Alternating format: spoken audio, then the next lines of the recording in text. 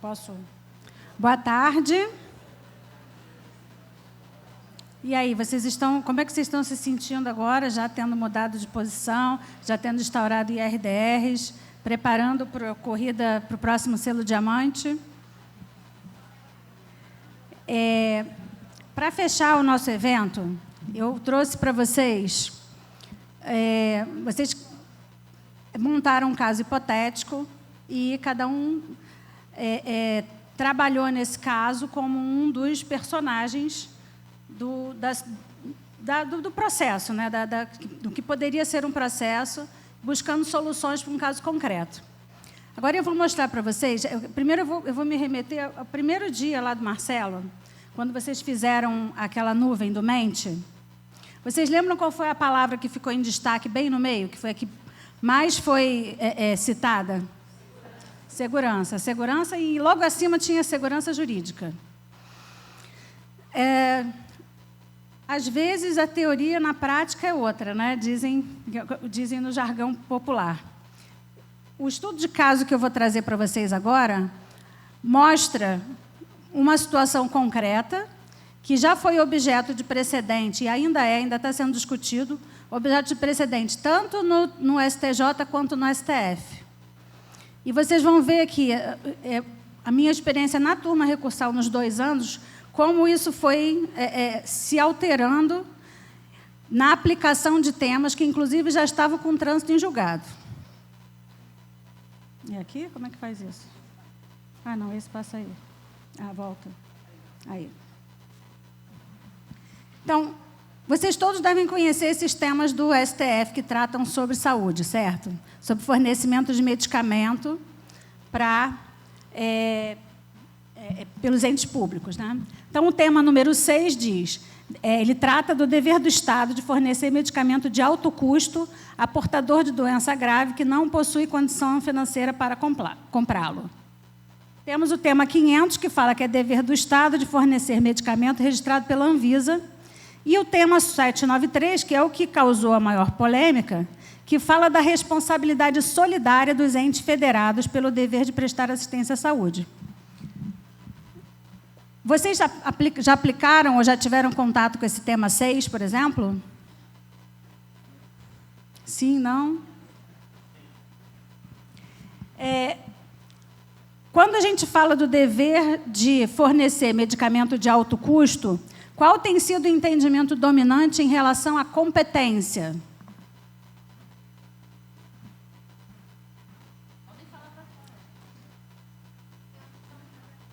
Não entendi o que ela falou. Espera aí. União, isso.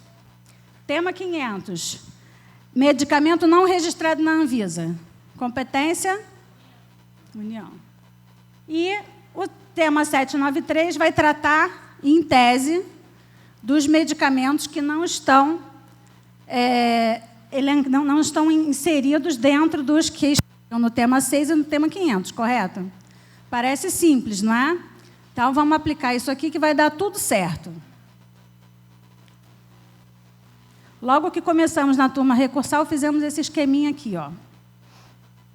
Medicamento sem registro da Anvisa, competência da Justiça Federal, tema 500. Medicamento com registro na Anvisa, competência concorrente, a depender de quem compõe o polo passivo. Então, para o jurisdicionado, o que ele precisava fazer se ele precisava de um medicamento? Cadê a defensora pública que estava aqui agora? Ela foi? Tinha uma defensora pública aqui que estava conversando com a gente. Eu queria saber como é que a Defensoria Pública está tratando essa situação aqui. Que eu vou dizer para vocês como a Defensoria Pública do meu estado está tratando essa questão lá. Quando o jurisdicionado precisa de um medicamento, a pessoa que não tem recurso para adquirir um medicamento, precisa que o ente público forneça, o que ela vai fazer? Ela foi lá no hospital público, descobriu que ela é diabética, precisa de um medicamento para diabetes. O município, ou o Estado, ou quem tem competência para fornecer, não tem o medicamento. Ela sabe lá de quem é a competência para fornecer aquele medicamento. Quem que ela vai procurar? Defensoria Pública, ou um advogado. E o advogado vai ter que escolher onde ele vai ajuizar a ação. Se for tema 500, sem registro na Anvisa, ele vai ajuizar na federal. Se não for tema 500 ou não for tema 6, ele vai ajuizar na estadual. Correto? Acontece que alguns medicamentos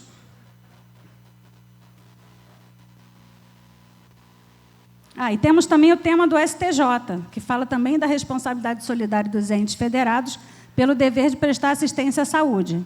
Aqui, mais tratando de internações, né? Mas, em relação aos temas do STF... Cadê? Que eu me perdi aqui. Eu vou chegar no IAC 14. Na turma recursal lá do Rio, e aqui também creio que era assim, quando a pessoa ajuizava o medicamento, não importa se o responsável pelo fornecimento fosse o Estado ou o município, a condenação era feita de forma solidária. Alguns juízes estavam fazendo a divisão. Esse medicamento, pela lei lá do SUS, deve ser fornecido pelo Estado, então eu vou julgar extinto em relação ao município ou vice-versa. Essas decisões eram reformadas porque, como o dever de prestação à saúde é solidário, como já disse o STF, se o município não fornecesse, era possível fazer o arresto dos valores para a compra do medicamento em qualquer lugar, pela parte, e era muito mais fácil conseguir esses valores para fazer a compra do medicamento nas contas do Estado, às vezes, do que de muitos municípios. No município que eu trabalho, que é o município do Rio de Janeiro, é mais fácil porque é o maior município do Estado. Mas o município de São Gonçalo, por exemplo, que é um município mais pobre, era difícil a pessoa conseguir o medicamento. Então, esse reconhecimento da solidariedade era fundamental para que a pessoa, no final das contas, conseguisse receber esse medicamento. Por que eu abri esse outro quadro aqui? Porque, em um dado momento... Agora eu tenho que abrir aquele voto, sabe para mim?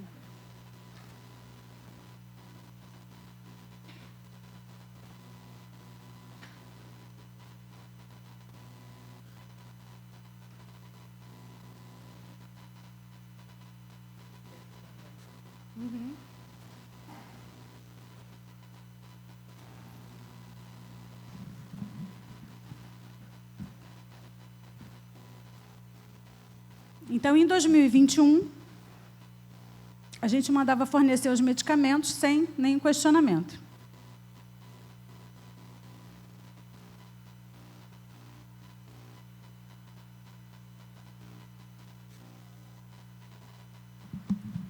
Em 2022, na interpretação do tema 793, o que aconteceu? A ministra, agora eu não lembro se foi a Carmen Lúcia ou se foi a ministra Rosa Weber. Foi Rosa Weber, né? Ministra Rosa Weber disse, olha, todo mundo entendeu errado. Não é assim que se aplica o tema 793. Então, eu separei aqui até os trechos dos votos dos ministros. Espera aí.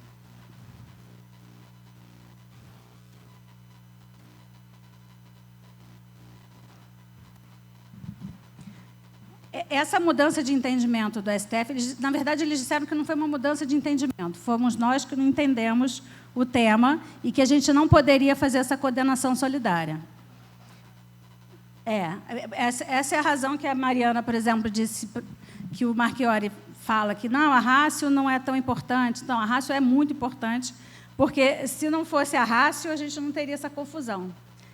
Aplicando só aquela ementa que tem nos temas, não teria dado essa confusão toda. Então, a COGES, que é a Comissão dos Juizados Especiais do Rio de Janeiro, se reuniu e emitiu, então, essa recomendação.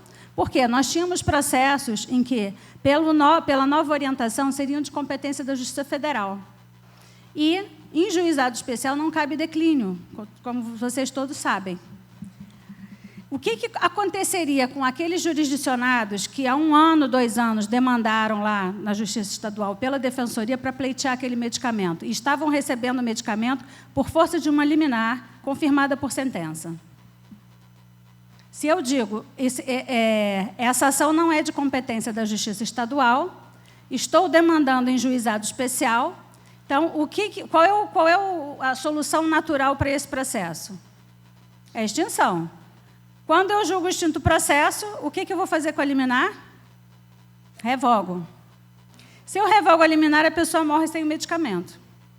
Então, por conta dessa situação que poderia causar prejuízo para milhares de jurisdicionados, não só o Tribunal do Rio, como outros tribunais do Rio, se reuniram, né, as turmas recursais se reuniram, no nosso caso as fazendárias, e foi enunciada essa recomendação, recomendando aos juízes dos juizados especiais e das turmas recursais que, nas novas ações ajuizadas, quando fosse necessária a inclusão da União, você poderia extinguir a petição inicial antes mesmo de conceder a liminar, porque aí a pessoa já vai buscar o juízo competente, correto, sem passar por esse trâmite de começar a receber o medicamento e depois ter a liminar revogada. E nos processos que já estavam em curso, com sentença? Vocês acham que seria razoável que se fizesse se adotasse o mesmo procedimento? Nós achamos que não na época. Então, o que foi feito? Atecnicamente, nós sabemos que é atécnico, mantínhamos a liminar, declarávamos a incompetência da Justiça Estadual por força dessa recomendação, baseada nas decisões do Supremo, e declinávamos para a Justiça Federal. O que os juízes federais começaram a fazer? Devolver tudo, né? Esse processo é de vocês, não cabe declínio em juizado, toma de volta, que o problema é de vocês. E, nesse meio tempo, a Defensoria Pública do Rio de Janeiro começou a ficar desesperada porque os jurisdicionados estavam correndo risco de ficar sem o medicamento. As ações iniciais, e até porque temos uma peculiaridade lá no Estado, que eu não sei se aqui é assim, a Defensoria Pública do Estado é muito mais capilarizada do que a Defensoria Pública da União. Então, lá, a gente estava conversando isso aqui até um pouquinho antes de eu começar a minha fala, com a defensora que estava aqui, que uma pena que ela foi, que a gente tem defensoria pública em todas as comarcas e em todas as regionais. Não existe lugar nenhum no Rio de Janeiro que não tenha um defensor público. Então, o jurisdicionado que precisa de um medicamento, nesse caso de competência da Justiça Estadual, ele não fica desassistido, mas o jurisdicionado que precisa de um medicamento de competência federal fica e acaba morrendo sem o medicamento. Então, a defensoria, de lá que é bastante aguerrida, falou, não podemos perder essa competência. Não é razoável que o jurisdicionado tenha que ficar estudando competência para descobrir para quem que ele vai demandar para pedir o medicamento, ainda mais, muitas vezes na situação em que a pessoa está morrendo, está numa situação bem grave. Toda razão, né? Mas nós, como turma recursal, o que a gente podia fazer? Se a gente está vinculado à decisão do Supremo. Aí tentaram convencer o juiz da turma e a gente falou, olha, gente, convencer a gente é até fácil, porque assim, eu concordo com seus argumentos, mas eu não posso julgar contra a decisão do Supremo. Vocês têm que mudar isso lá em cima, não é aqui embaixo. E aí eles foram lá, procuraram o STJ, e volta para a apresentação, aqui? Não é aqui, bota aí.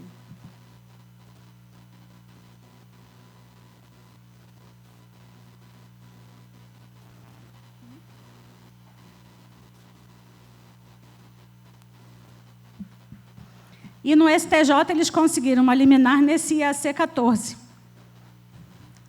Agora, olha a confusão. A interpretação era de um tema do STF, que era o 793. E eles buscaram a solução no STJ. Eles buscaram nos dois tribunais, mas o que primeiro deu uma solução foi o STJ. Aí o STJ veio e disse isso, ó, tratando-se de medicamento não incluído nas políticas públicas, mas devidamente registrado na Anvisa, analisar se compromete ao autor a faculdade de eleger contra quem pretende demandar em face da responsabilidade solidária dos entes federados na prestação de saúde e, em consequência, examinar se é indevida a inclusão da união do polo passivo da demanda, seja por ato de ofício, seja por intimação da parte para emendar a petição inicial, sem prévia consulta à Justiça Federal. Esse é o tema que o enunciado do IAC. Mas a decisão que emanou desse IAC, a liminar, incidente, IAC é incidente de assunção de competência, para quem não sabe, mas acredito que todos... desculpa. Volta lá para o voto. Aí, o que disse a liminar do IAC? Nós vamos tratar aqui agora se o jurisdicionado precisa realmente escolher. Então, a partir de agora, os juízes estaduais não podem mais declinar para a Justiça Federal. E os juízes federais podem devolver, e quem pegar o processo é competente para analisar a liminar, não importa de quem seja a competência para fornecer o medicamento. Isso foi em abril do ano passado, e logo depois, a gente se reuniu para discutir a aplicação do IAC 14. No dia da reunião, todo mundo lá, com seus argumentos, publicou a decisão do Gilmar Mendes ratificando essa decisão, porque a nossa preocupação era os recursos, os acórdãos da turma recursal não podem ser objeto de recurso especial, mas podem ser objeto de recurso extraordinário. Então, para que a gente julgue conforme o tribunal que pode reformar as nossas decisões, a gente teria que obedecer às decisões de quem? Do Supremo. Então, como é que eu ia julgar contra a orientação do Supremo para atender uma decisão do STJ? Foi essa confusão que ficou. Aí ficou todo mundo, tiramos todos os processos de saúde de pauta para discutir o que íamos fazer com aquele monte de processo.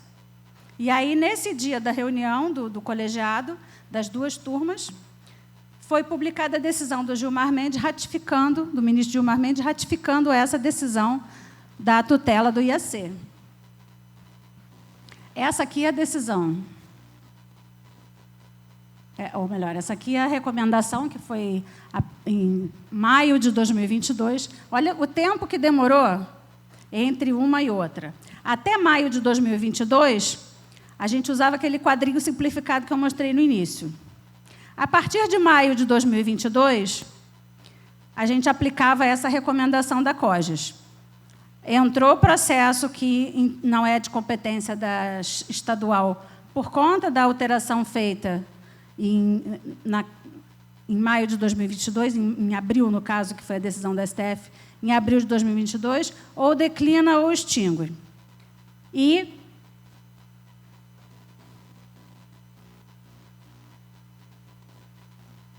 a partir de maio,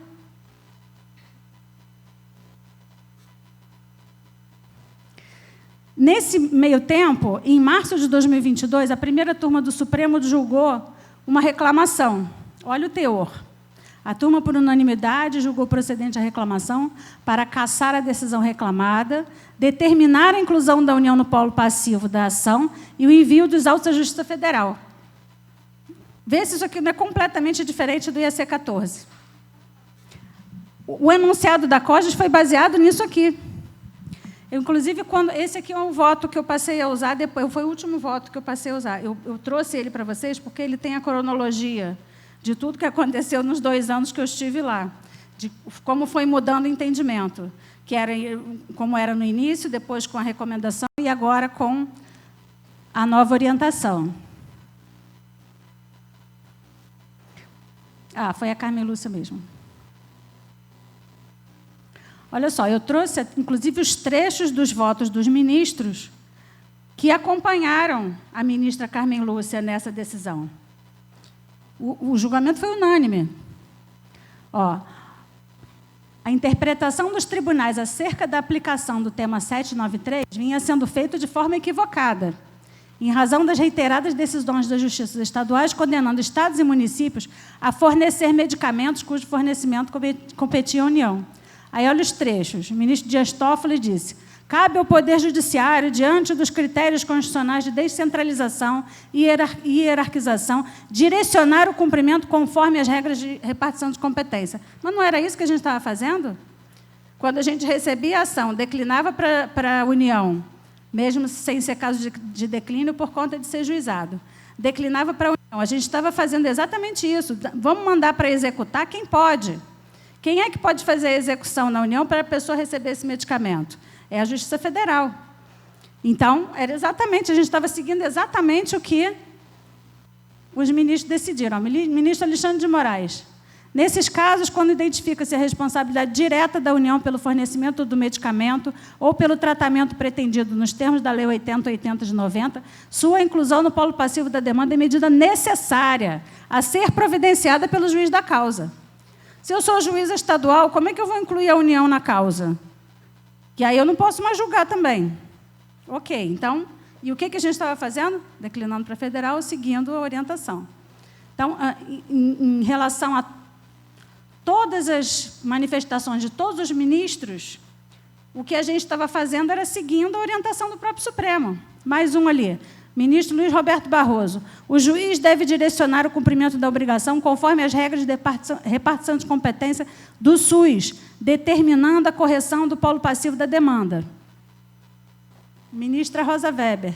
Eu tenho a mesma compreensão, se tratando do tema 793. Voto no sentido da procedência da reclamação para cassar a decisão reclamada, determinar a inclusão no polo passivo da União Federal, com o consequente deslocamento da competência para a Justiça Federal.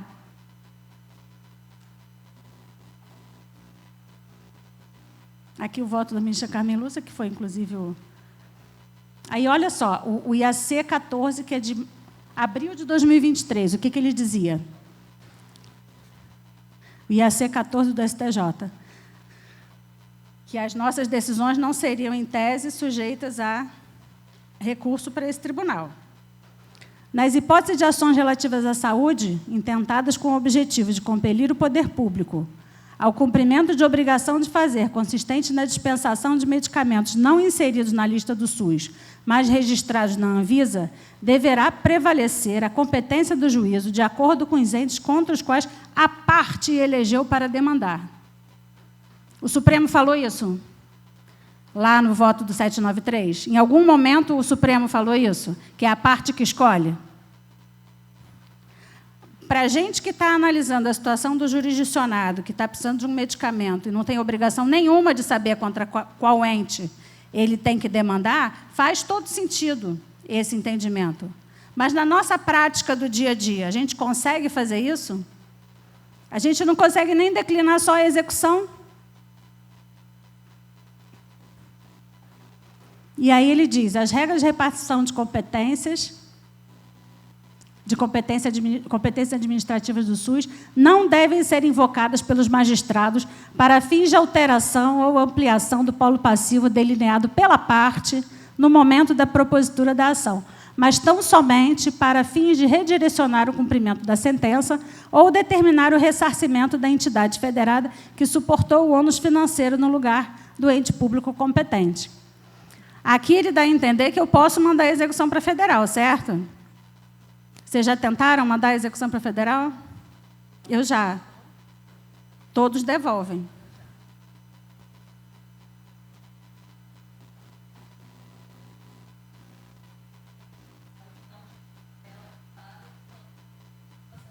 Exatamente. Exatamente. Então, olha o problema que criou a interpretação de um tema que já estava sendo aplicado amplamente, que era o 793, já estava transitado e julgado. Vem um voto no meio de um desembargo de declaração e muda tudo. E vem um outro tribunal, que nem foi o tribunal que apreciou aquele tema, e muda tudo mais ainda.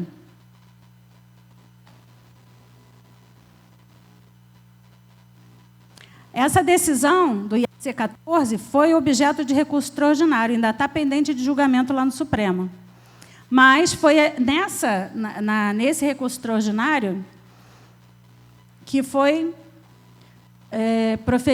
foi dada essa nova diretriz aqui pelo ministro Gilmar Mendes. Comunico a Vossas Excelências que o plenário do Egrégio Supremo Tribunal Federal, no recurso extraordinário número tal, referendou decisão proferida em 17 de 4 de 2023 para conceder parcialmente o pedido incidental de tutela provisória formulado pelo COMPEG, com fundamento no artigo 300 do CPC, para estabelecer que até o julgamento definitivo do tema 1234... Vocês conhecem esse tema 1234?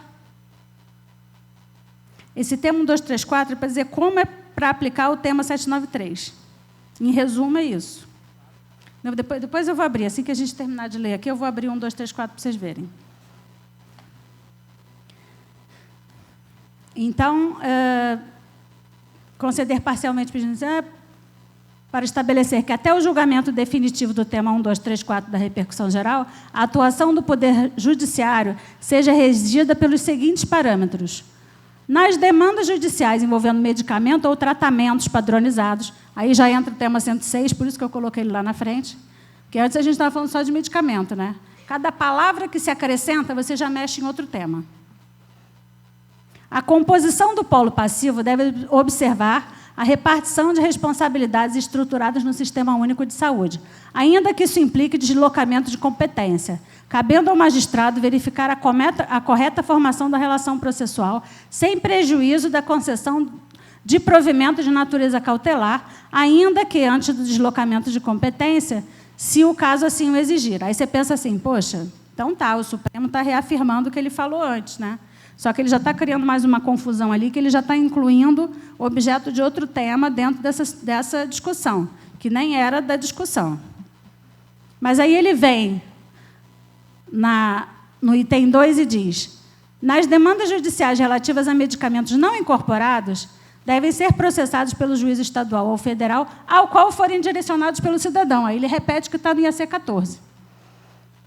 Sendo vedada, até o julgamento definitivo do tema 1, 2, 3, 4 da repercussão geral, a declinação de competência ou determinação de inclusão da União no polo passivo.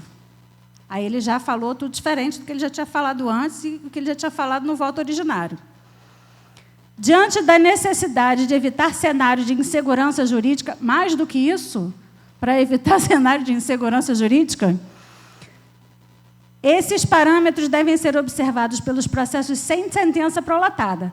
Diferentemente, os processos com sentença prolatada até a data desta decisão, 17 de abril de 2023, devem permanecer no ramo da justiça do magistrado sentenciante até o trânsito em julgado e respectiva execução. E aí quem executa? Isso aí não explica mais, não explica mais nada. Quem executa, como executa. Vocês entenderam alguma coisa? A gente teve que ler isso umas 200 vezes para chegar a alguma conclusão do que a gente ia fazer lá na turma. Até para dar efetividade à liminar que concedia o medicamento, seja lá qual for o medicamento.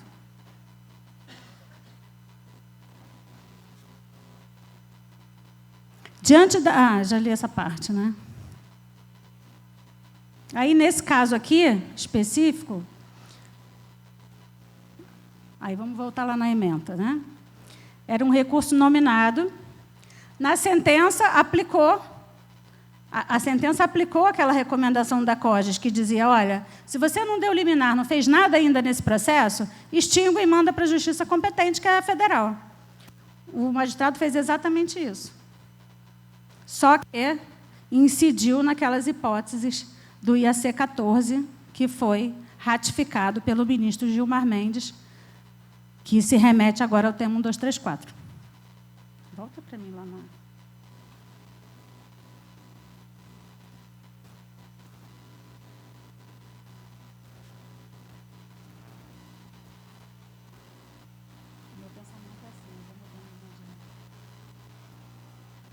Aí a gente passou a usar esse quadro, ao invés daquele outro quadro que eu mostrei para vocês, que era bem mais simples, né? O primeiro era esse.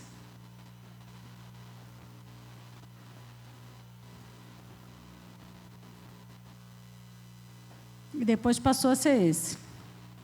Olha lá, o medicamento sem registro na Anvisa, não tem dúvida, é competência da Justiça Federal, tema 500, correto? Está lá. E o medicamento com registro na Anvisa? Eu tenho duas situações. Não incorporado ao SUS, competência, na época anterior, da Justiça Federal, pelo tema 793, ou com registro na Anvisa incorporado ao SUS. Se for uso off-label, que é o uso... Vocês sabem o que é o uso off-label, né? Todo mundo sabe aqui, eu não preciso explicar. Então, uso off-label, competência da Justiça Federal. Uso regulamentar, uso regular da bula, né? Está na lista de dispensação do Estado e município. Estado e município podem figurar no polo. Fora da lista de dispensação, competência da Justiça Federal. Então, o panorama era esse, e agora a gente voltou, na verdade, agora não tem quadradinho nenhum, né? É tudo competência de todo mundo. Como isso está hoje? Ainda não está. Ainda temos uma incerteza em relação a essas demandas. Como vocês acham que a gente poderia resolver essa situação? Mas primeiro eu vou trazer a ponderação em relação à questão da segurança jurídica. O precedente aqui está trazendo segurança jurídica para quem? Não temos, né? O precedente aqui não está trazendo segurança jurídica. Por isso que, quando eu falei com vocês sobre o IRDR, falei, é melhor a gente resolver os nossos problemas dentro de casa. Vamos resolver dentro do âmbito do nosso Estado, dentro da nossa realidade, porque aí a gente vai saber como executa. Se o IRDR é instaurado por alguém que julga os processos ali no dia a dia e executa os processos no dia a dia, ele vai saber como requerer e o que deve ser elencado como importante para virar precedente. Então, é feita essa observação, né? Como vocês acham que poderia ser resolvida essa questão? Vocês conseguem vislumbrar alguma coisa que o juiz possa fazer para resolver isso? Sugestões, estamos aceitando todas.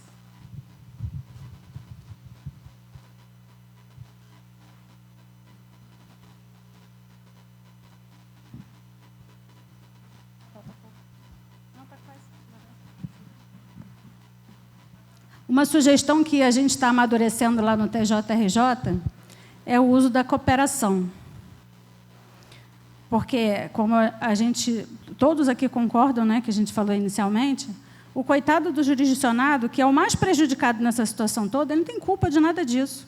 Ele não entende nada de competência, ele sabe que ele precisa de um remédio que não está sendo fornecido pelo Estado, Estado, digo agora aqui em sentido amplo, Estado, qualquer ente federado, né, Estado, União ou município.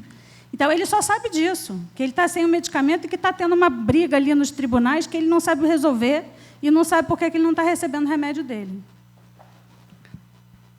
Então, assim, e a gente tem temas em tribunais superiores discutindo se manda para cá, se manda para lá. Tinha que ter temas discutindo a velocidade com que aquele medicamento vai ser dado para aquele cidadão que está precisando do medicamento. E não, né, ou então criando mecanismos de cooperação entre as justiças para que isso seja bem efetivado, bem tratado, para que o jurisdicionado consiga ser bem atendido. O que a gente pensou lá, que ainda está em gestação, é tentar fazer, como a gente fez aqui com vocês, uma espécie de audiência pública, mas não exatamente com o nome de audiência pública, mas tentar elaborar um termo de cooperação envolvendo a Defensoria do Estado, a Defensoria da União e as Justiças Federal e Estadual. Por quê? Porque a gente precisa tratar essas demandas e ajudar esse jurisdicionado a receber o medicamento dele sem que ele precise que o processo dele chegue em Brasília. Então, se a gente consegue fazer um termo de cooperação que diga: você, defensor público do Estado, recebeu uma ação pleiteando um medicamento que é de competência da União. Você vai receber a parte, você vai fazer a inicial. E o que você vai fazer com essa inicial? Eu tenho um termo de cooperação com a Defensoria Pública da União, o processo vai ser distribuído para lá. E eu vou falar para a parte, olha, a próxima vez você vai lá, porque você pode ajuizar a ação aqui? Pode, porque o Supremo disse que pode, mas depois você não vai conseguir receber esse remédio. Então, a gente tem que buscar essas soluções alternativas, porque só os precedentes não vão dar a segurança jurídica que a população precisa. Não tem... Não, isso não é... O final era só isso mesmo. Então, a gente tem que...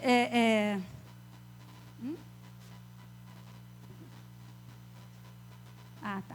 O resumo, é só para a gente pensar, né, que os novos institutos trazem novas oportunidades, e quando eu falo de novas oportunidades aqui, são novas oportunidades para resolver problemas velhos e problemas novos. A gente tem que se planejar para aplicar com eficiência esses precedentes. A comunicação com os colegas e com as outras instituições também é importante, para que a gente torne essas ferramentas cada vez mais úteis, porque o precedente não pode ser um entrave para a tua prestação jurisdicional. O precedente tem que te ajudar e não te criar mais problema. Você vê, em 2 anos, nós mudamos, entre aspas, de entendimento 3 vezes em relação à questão do medicamento por conta de decisões díspares que foram produzidas pelos tribunais superiores. Seja proativo ao invés de reativo, porque a gente tem a mania de ver o Instituto Novo, isso aí vai dar um trabalho, isso aí vai dar problema. Vamos tentar buscar uma solução, então, juntos, né? Vamos tentar pensar fora da caixa e ver, só o precedente não resolveu, vamos procurar qual vai ser o instituto, ou qual vai ser a forma que eu vou conseguir que faça com que o problema final seja resolvido. Porque é que nem a briga que tem dos civilistas e processualistas, né? O civilista reclama que o processualista é muito formal e acaba prejudicando o direito da parte. E o processualista fala, faz tudo de qualquer maneira, não tem um procedimento, se não respeitar o procedimento, você acaba criando insegurança jurídica. Então, é isso. Enquanto os atores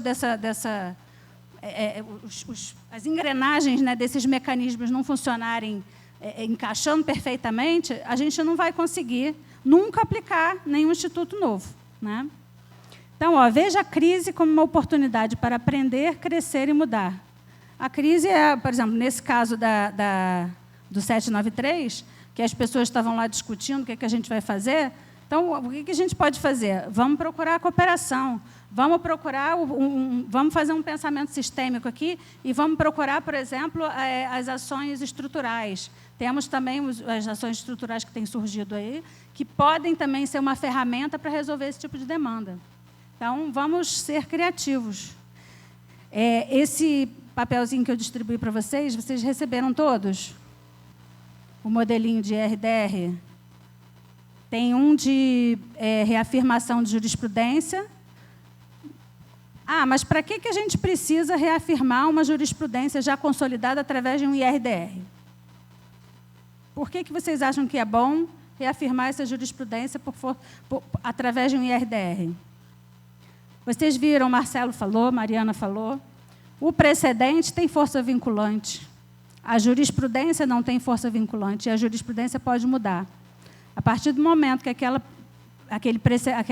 jurisprudência repetitiva vira um precedente, aí sim você tem uma segurança jurídica maior.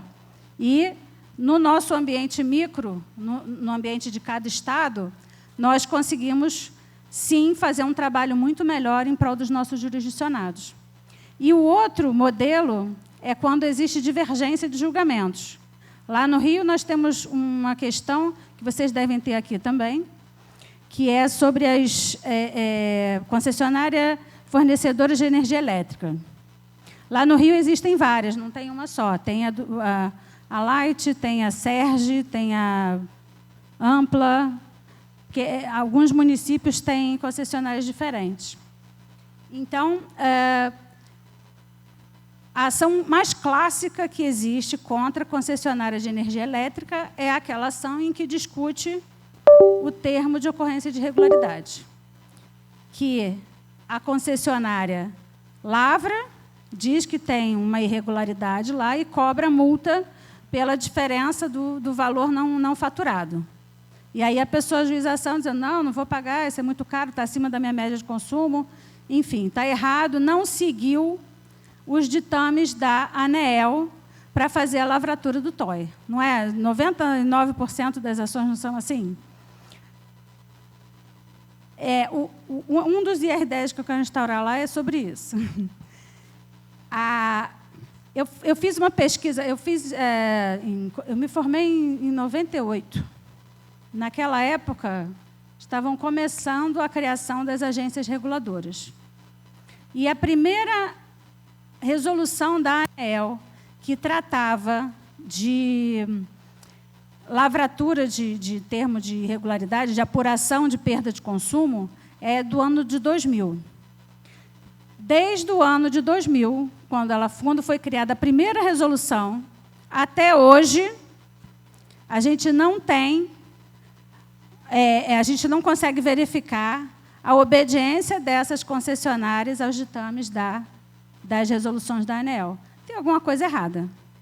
Não é possível que, se a concessionária não está conseguindo cumprir há mais de 20 anos uma determinação que está numa resolução, será que não é o caso de se fazer uma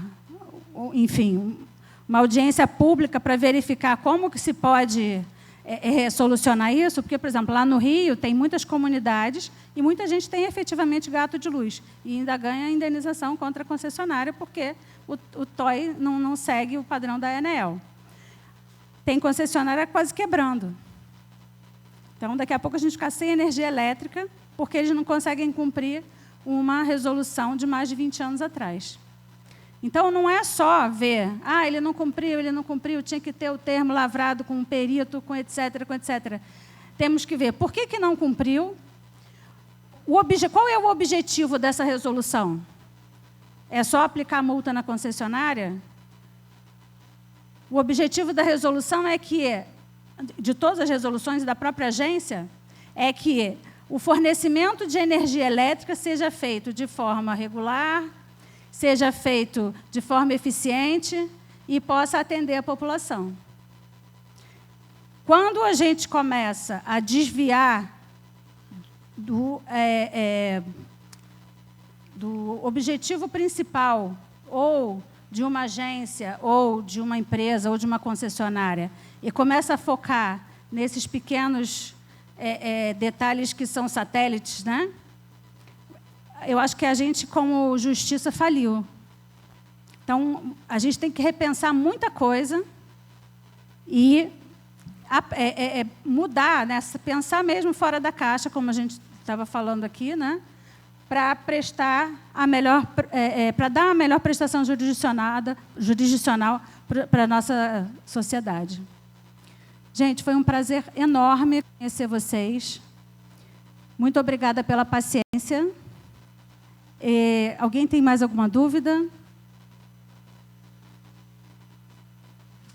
Eu quero voltar aqui no próximo encontro e ver o selo diamante e quero ver os IRDRs que vão surgir. Obrigada a todos.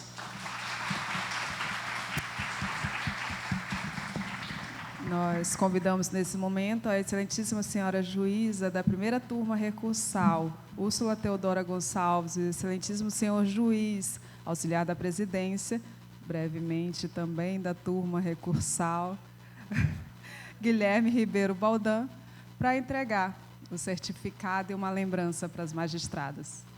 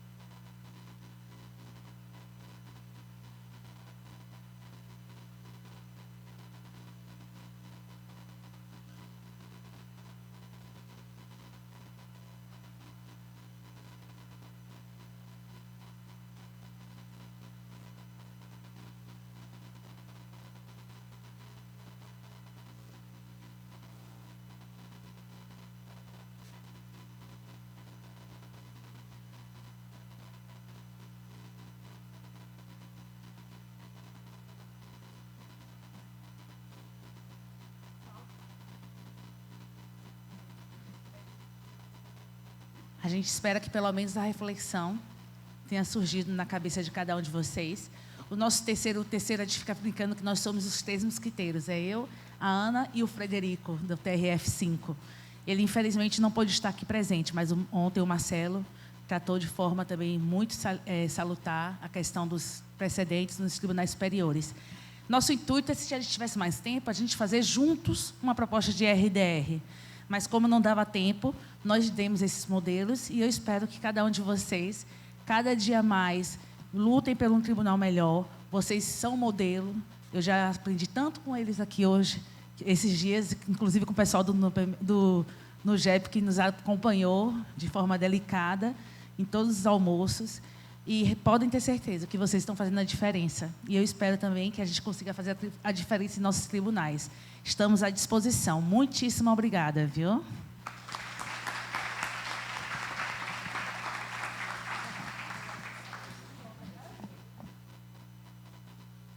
Tribunal de Justiça do Estado de Rondônia, a Escola da Magistratura do Estado de Rondônia, agradece a presença e declara encerrado o 2º Seminário Estadual sobre Precedentes Qualificados. Tenham todas e todos um excelente final de tarde e um ótimo final de semana.